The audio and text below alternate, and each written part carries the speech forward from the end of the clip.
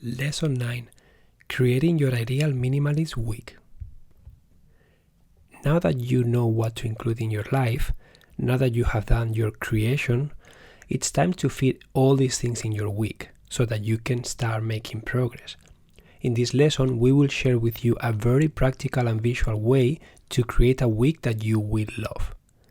Look at your creation and reflect about all the things that you brought down. These things are important to you and you want to make time to work on them. Doing this exercise will help you to include these things in your weekly plan. If you don't have a weekly plan, don't worry, I will show you how to create one.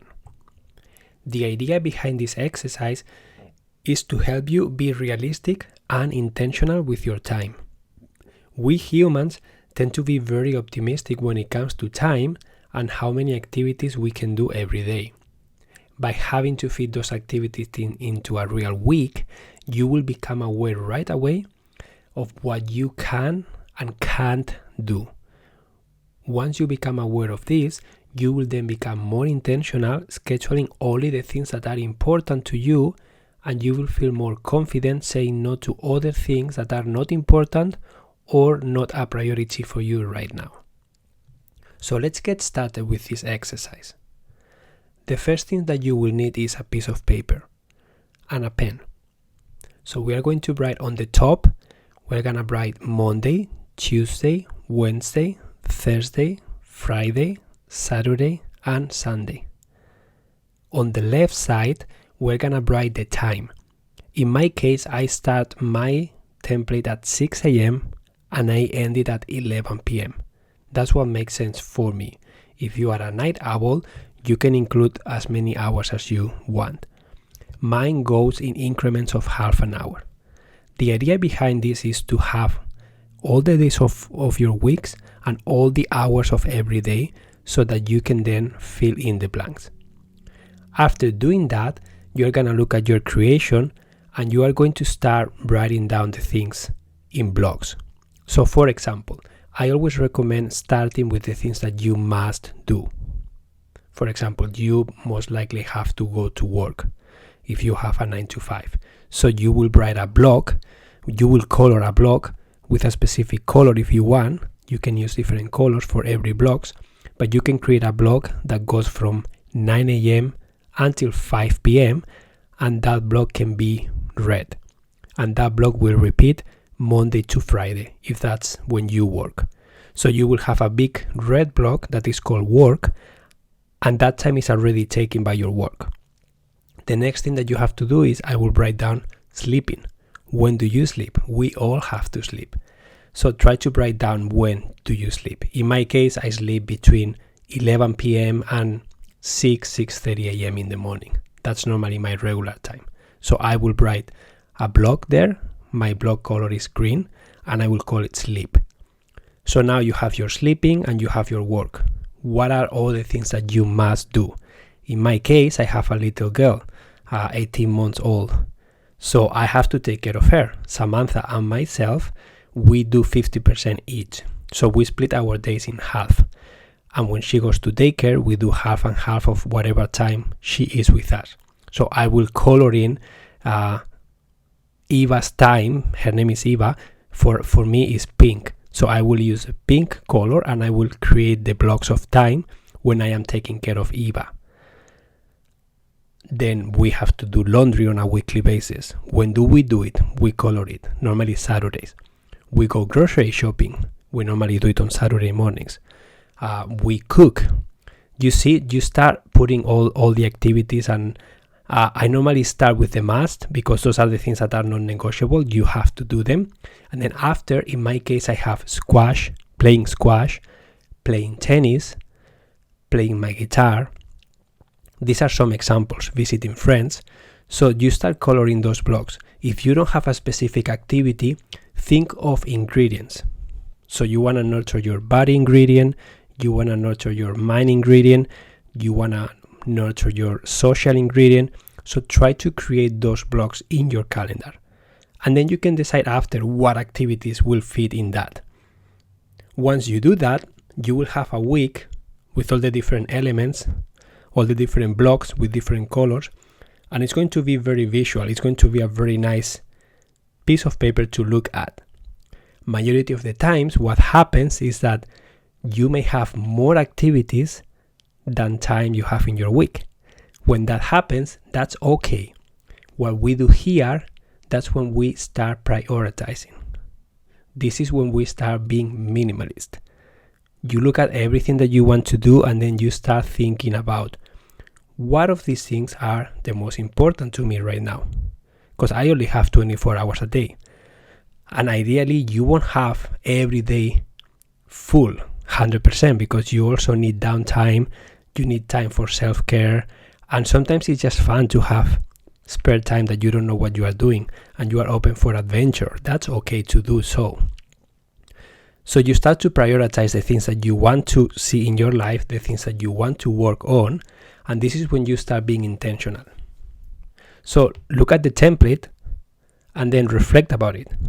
And then think, from these things that don't fit, what's more important for me right now? And then color it in. Don't worry about being perfect. Nothing is perfect in life. This is the first time you are doing this exercise, and you can tweak this after a week if you don't feel right with it. This is just a starting point for you. Once you have this template, you get started with your week, and then you start to follow through with this template. If you don't follow through, it's okay too. Just write it down. Just reflect about it. Why am I not following through? Is it because the activity that I put in here is not working? I don't want to do it? Is it because it's the wrong time to do this kind of activity? Is it because my energy level is not right at that time? Is it because an emergency came and I couldn't do it? You start reflecting, you start seeing what's happening, and then you will start tweaking this template to fit better in your life. So the following week, you will try to tweak this and design it. So I was doing this with a client, and we did it digitally using a Google Calendar. You can also do it digitally. I strongly recommend doing it by hand at the beginning because it removes all the distractions and allows you the time and the space to actually think about it. And there is also studies that say that pen to paper activities, when you write things down, it triggers things in your brains that when you type in your phone or in your computer, it's not the same. That's why I recommend you do this, and you can include this in your journal if you have a journal, so that you can look at it. And also you can put this template in front of you in the fridge, maybe in your bedroom, maybe in a place where you are going to see it every day, so that you are constantly reminded of what you wanted to create. Okay?